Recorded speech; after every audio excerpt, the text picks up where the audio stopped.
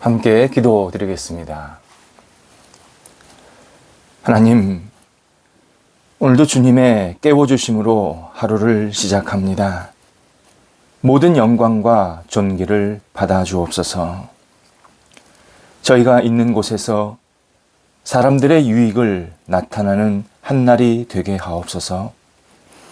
저희가 오늘 만나는 사람에게 사랑의 흔적이 남게 하옵소서. 저희가 오늘 가는 곳에서 주님의 평강을 전하게 하옵소서. 저희가 오늘 보는 곳에서 하나님의 뜻을 발견하게 하옵소서. 저희를 위해 예비하신 복을 오늘도 누리게 하옵소서. 저희를 위해 준비해 주신 은혜를 오늘도 마음껏 활용하게 인도하여 주옵소서. 주저하지 않게 하여 주옵소서. 생각에만 머무르지 않게 하옵소서. 주께서 주신 영광스러운 유업에 참여해서 주님의 나라와 뜻을 이루는 복된 날이 되게 함께하여 주시옵소서. 병상에 있는 사랑하는 성도들을 붙잡아 주옵소서. 하나님께서 친히 지금껏 인도하셨사오니 오늘도 주님의 따뜻한 손길, 위로의 손길, 소망의 손길로 채워지게 하사 회복과 치유가 있게 하여 주옵소서.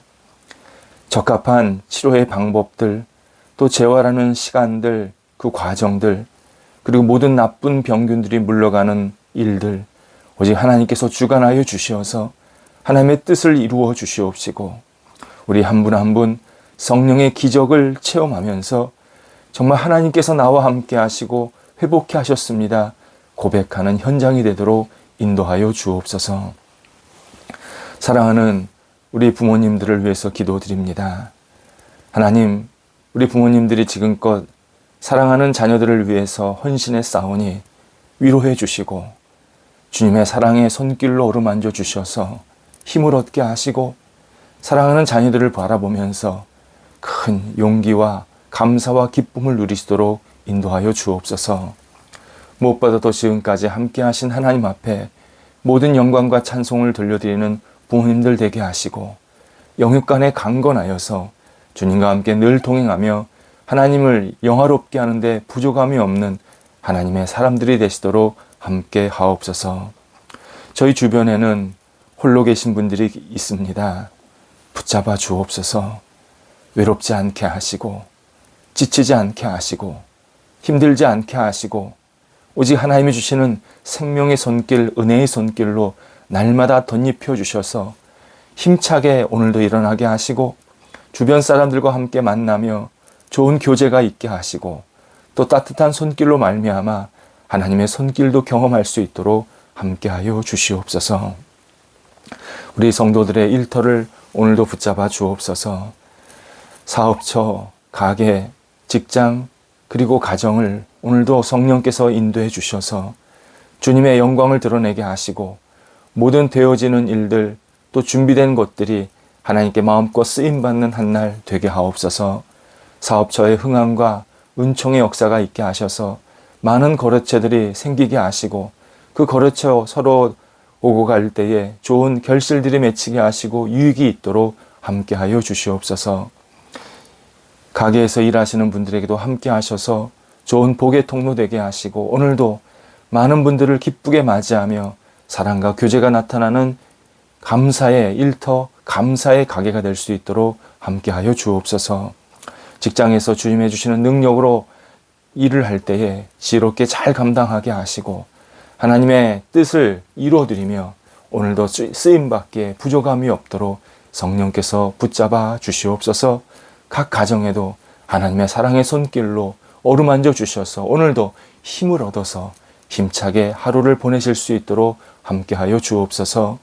하나님, 함께 일하는 또 함께 생활하는 우리 식구들 또 직원들 붙잡아 주셔서 한마음 한뜻 되게 하시고 하나님을 바라보게 하시고 정말 서로를 소중히 여기는 모든 모임들이 되게 하여 주시어서 오늘도 하나님이 주시는 분복으로 맡겨진 역할을 잘 감당하는 우리 구성원들이 되도록 인도하여 주옵소서.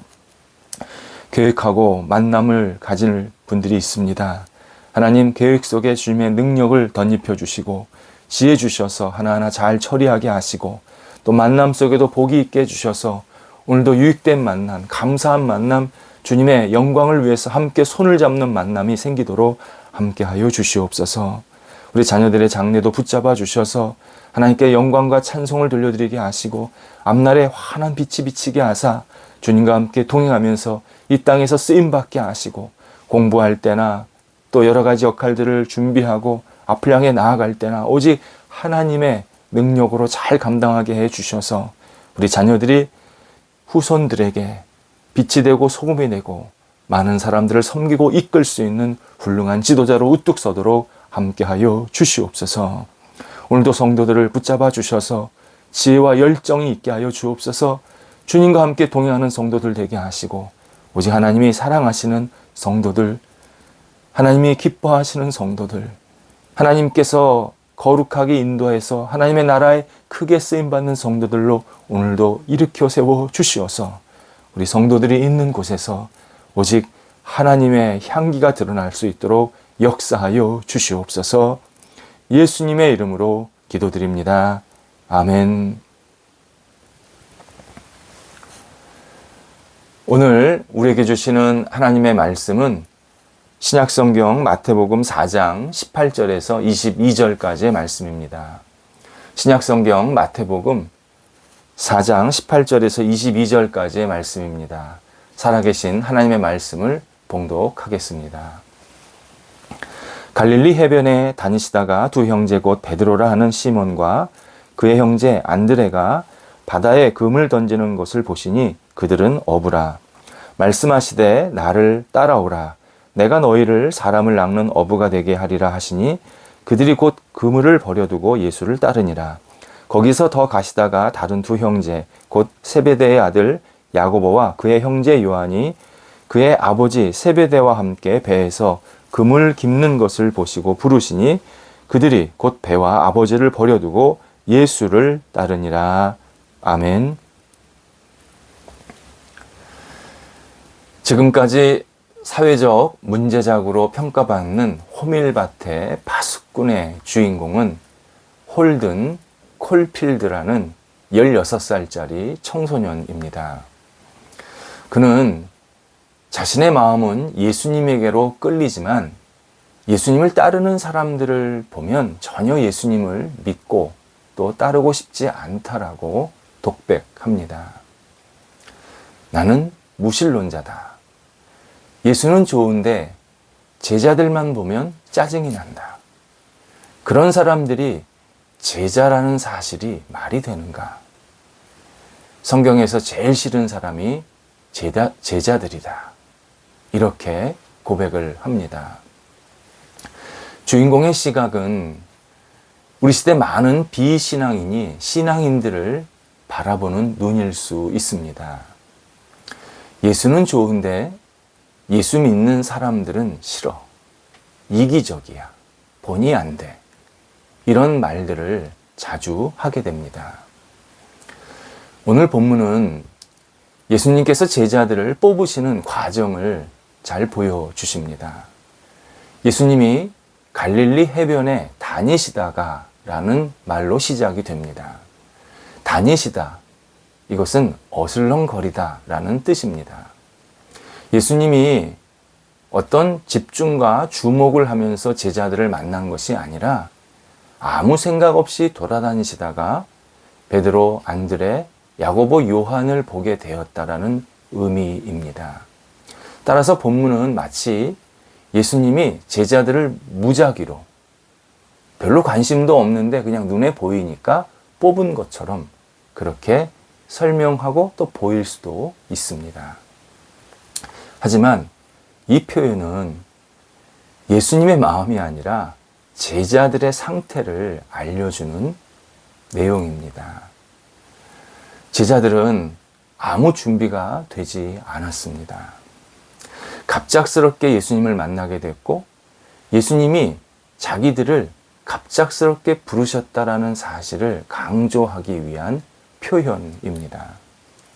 4명은 그저 자기들의 밥벌이 도구인 그물을 던지는 일, 그리고 던진 그물을 수거해서 수선하는 정도의 관심, 그것이 다였습니다. 하지만 예수님은 그들과 함께 하시고 그들을 통하여 하나님 나라와 영광을 위해 살 수 있도록 계획하시면서 그들에게 접근하시고 다가가신 겁니다. 보통 세상에서는 제자를 뽑을 때 지원 과정이 있습니다. 그리고 지원은 제자가 항상 먼저 하게 됩니다. 제자가 될 만한 사람이, 내가 제자가 되고 싶다고 하는 사람이 선생님에게 찾아가서 요청을 시작하는 것이 관례입니다. 그런데 예수님은 오늘 본문에서 먼저 제자들을 부르십니다. 이것은 보통의 경우를 볼 때 선생이 다급하거나 뭔가 부족할 때 쓰는 방식입니다. 하지만 예수님이 이들에게 먼저 다가가신 일은 예수님이 제자들을 특별하게 생각하면서 그들에게 준비시키려고 했다는 사실을 잘 알려주십니다. 제자들이 당신을 찾아오게 하신 게 아니라 당신이 제자들에게 먼저 다가가셔서 너희들은 특별한 존재고 내가 너희들을 특별하게 사용할 것이다, 이렇게 약속하시면서 그들을 만나시는 장면입니다.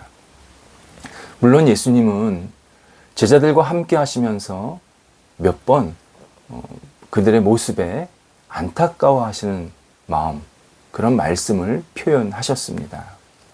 그래서 심리학자 스카펙은 복음서에서 예수님은 자주 제자들과 사람들에게 실망감을 표출하고 있었다라고 설명을 합니다. 제자들의 오판과 실수를 보시면서 너희가 크게 오해하였다. 내가 너희에게 몇 번이나 말해야 되느냐? 도대체 어떻게 해야 내 말을 잘 알아들을 수 있겠느냐? 투의 말씀을 많이 하셨다라는 겁니다. 물론 그는 현대 심리학 분석 기법으로 하는 그런 이야기지만 그만큼 예수님께서 제자들을 향한 그 실망감이 분명히 있으셨다라는 것을 우리들에게 알려줍니다. 하지만 예수님은 제자들을 부르신 것을 한 번도 후회하신 적이 없습니다. 예수님을 배신한 가룟 유다를 향해서 내가 차라리 낫지 않았으면 좋겠다, 그런 아쉬움도 표현하셨습니다. 그런데 이것은 그를 미워하거나 싫어하거나 사랑하시지 않은 게 아니라 그 반대입니다. 나는 너를 너무 사랑한다. 나는 너를 끝까지 지키고 싶다. 난 포기하고 싶지 않다. 그런데 네가 나를 먼저 배신하고 포기하는구나. 네가 스스로 너 자신을 포기하는구나. 너무 마음이 안타깝다. 이러한 예수님의 그 안타까운 마음을 가룟 유다에게 표시하셨습니다. 예수님은 마지막까지 제자들을 사랑과 긍휼히 여기셨습니다. 제자들이 거부하고 제자들이 배신하고 제자들이 도망을 갔어도 예수님은 한 번도 제자들에 대한 섭섭한 마음이나 그리고 그들을 미워하고 또는 그들이 잘못했다고 하는 그런 정죄하는 마음을 갖지 않으셨습니다. 오히려 부활 후에 제자들을 찾아오셔서 여러 번 만나시면서 그들에게 사랑으로 북돋아 주셨습니다. 이에 제자들이 거대한 하나님 나라 운동의 핵심이 됩니다. 사도행전을 보면 베드로를 비롯한 여러 제자들이 너무 큰 영적인 충격의 바람을 예루살렘에 일으키게 됩니다. 물론 그 바람을 일으키시는 근본적인 분은 예수 그리스도와 성령님이셨지만 어쨌든 그 중요한 통로, 역할을 하게 된 것은 바로 얼마 전까지 예수님 마음에 참 아픔과 어려움을 주었던 그 제자들이었습니다. 바로 이 제자들을 다시 예수님께서 일으키시면서 한 시대 그리고 수많은 사람들에게 엄청난 영향력을 미치게 만드셨습니다. 이에 당시 지도자들이 베드로가 누구인지 확인하게 됩니다. 그랬더니 어떻게 표현이 되어 있냐면 본래 학문이 없는 범인이다. 또 전에 십자가에 죽은 예수와 함께 있던 사람이다. 이렇게 평가하게 되고 또 알게 됩니다. 한마디로 이런 큰 일을 할 수 있는 인물이나 능력이 없었다는 겁니다. 그런데 어떻게 이렇게 큰 일을 행할 수 있는가 놀랐다라는 뜻으로 우리에게 알려주십니다. 제자들이 이런 행동을 할 수 있었던 것은 예수님의 부르심을 분명히 깨달았기 때문입니다.